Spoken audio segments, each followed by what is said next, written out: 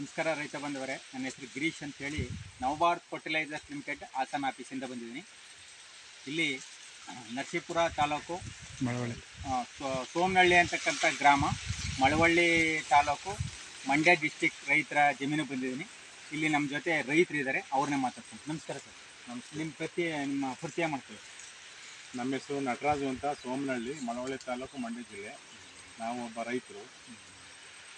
ನಮಗೆ ಸರ್, ನೀವು ಎಷ್ಟು ವರ್ಷದಿಂದ ವ್ಯವಸಾಯ ಮಾಡ್ತಾಯಿದ್ರೆ ಮತ್ತು ನಮ್ಮ ನವಭಾರತ್ ಫರ್ಟಿಲೈಸರ್ಸ್ ಕಂಪ್ನಿಯ ಉತ್ಪನ್ನವನ್ನು ಯಾವುದು ಬಳಸಿದರೆ ಬಳಸಿದ ಮೇಲೆ ಚೇಂಜ್ ಆಫ್ ಏನು ಕಾಣ್ತು ಅನ್ನೋದನ್ನೀಗ ರೈತರ ಜೊತೆ ಹಂಚ್ಕೊಳ್ಳಿ ಸರ್. ನಾವು ಇದನ್ನು ನಿಮ್ಮ ಈ ಗೊಬ್ಬರನ ನಾವು ಒಂದು 5 ವರ್ಷದಿಂದ ಕಬ್ಬು ಬೆಳೀತಾ ಇದ್ದೀವಿ. ನೀವು ಟೋಟಲಿ 5 ವರ್ಷದಿಂದ ಕಬ್ಬು ನಾವು ಸುಮಾರು 10 ವರ್ಷದಿಂದ ಕಬ್ಬು ಬೆಳೀತಾ ಇದ್ದೀವಿ.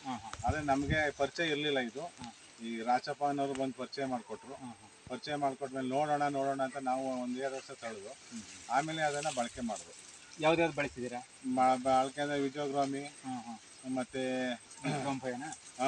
ವಿಜಯಗ್ರಾಮಿ ಮತ್ತು ವಿಪ್ರೋಂಫೈ ಮತ್ತು ದೋಸ್ತು, CMS, ಆಮೇಲೆ ವಜ್ರ ಎಲ್ಲನೂ ಬಳಸಿದ್ದೀವಿ. ಎಲ್ಲ ಮಿಕ್ಸ್ ಮಾಡಿ ಆಯಲ್ ಎಲ್ಲ ಸೇರಿ ಮಿಕ್ಸ್ ಮಾಡಿ ನಮ್ಮ ಇತರೆ ಯೂರಿಯಾ ಮತ್ತು DAP ಯಾವುದೂ ನಾವು ಹಾಕಿಲ್ಲ. ಇವ್ರು ಕೊಟ್ಟಂಥ ಗೊಬ್ಬರ ನೋಡೋಣ ಏನಾಗುತ್ತೆ ಅನ್ನೋದನ್ನ ಕಂಪ್ನಿ ಇದನ್ನು ರಿಸಲ್ಟ್ ಏನಾಗುತ್ತೆ ಅನ್ನೋದನ್ನ ನೋಡೋಣ ಅಂತ ಹಾಕಿದ್ರು.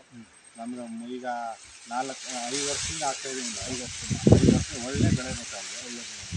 ಮೊದಲು ರಾಸಾಯನಿಕ ಇದಕ್ಕೂ ವ್ಯತ್ಯಾಸ ಏನು ಕಂಡು? ರಾಸಾಯನಿಕಾಗ ಅದು ಖರ್ಚು ಜಾಸ್ತಿ ಸರ್. ಅದು ಖರ್ಚು ಜಾಸ್ತಿ, ಹೆವಿ ಖರ್ಚು. ಮತ್ತೆ ಅದಕ್ಕೆ ಕರೆಕ್ಟಾಗಿ ನೀರು ಕೊಡಲಿಲ್ಲ ಅಂದ್ರೆ ಹೋಗ್ಬಿಡುತ್ತೆ ಬೆಳೆ. ಅಂದ್ರೆ ಬಾಡುತ್ತೆ, ಗೆಜ್ಜಲು ಇವೆಲ್ಲ ಜಾಸ್ತಿ ಆಗುತ್ತೆ. ಇದು ಬೇವಿನ ಹಿಂಡಿ ಕಾಂಟ್ಯಾಕ್ಟ್ ಇರೋದ್ರಿಂದ ಇದರಲ್ಲಿ ಯಾವುದೇ ರೀತಿ ಹುಳ ಬರಲ್ಲ, ಗೆಜ್ಜಲು ಬರಲ್ಲ, ಗೊಣ್ಣೆ ಹುಳ ಬರಲ್ಲ, ರೋಗ ಬರಲ್ಲ. ನಾವು ಕಟಾವು ಮಾಡೋ ತನಕನೂ ಇದು ಹಸಿರು ತುಂಬಿ ತುಳುಕುತ್ತೆ.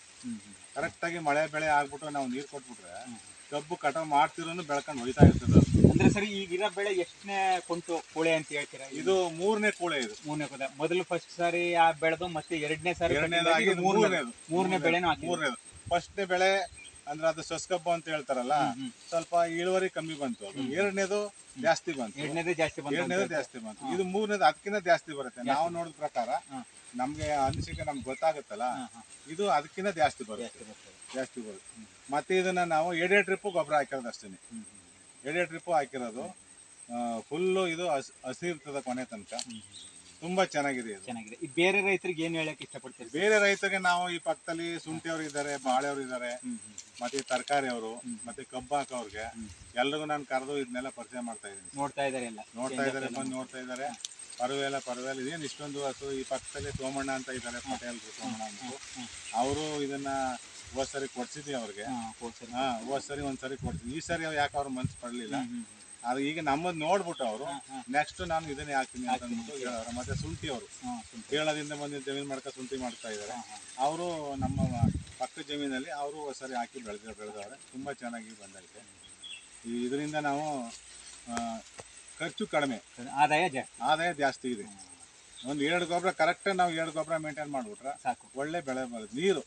ನೀರನ್ನು ಕೊಟ್ಬಿಟ್ರೆ ನಮಗೆ ಇದು ಕಬ್ಬು ಬಾಡೋದಿಲ್ಲ. ನೋಡಿ, ಈ ಸಾರಿ ಎಷ್ಟು ಬಿಸಿಲಿತ್ತು, ಸಿಕ್ಕಾಪಟ್ಟೆ ಬಿಸಿಲು. ಅಷ್ಟು ಬಿಸಿಲಿದ್ರು ನಮ್ಮ ಕಬ್ಬು ಒಂಚೂರು ಬಾಡಲಿಲ್ಲ, ಏನಿಲ್ಲ, ಗೆದ್ಲತ್ತಿಲ್ಲ, ಏನೂ ಆಗಲಿಲ್ಲ.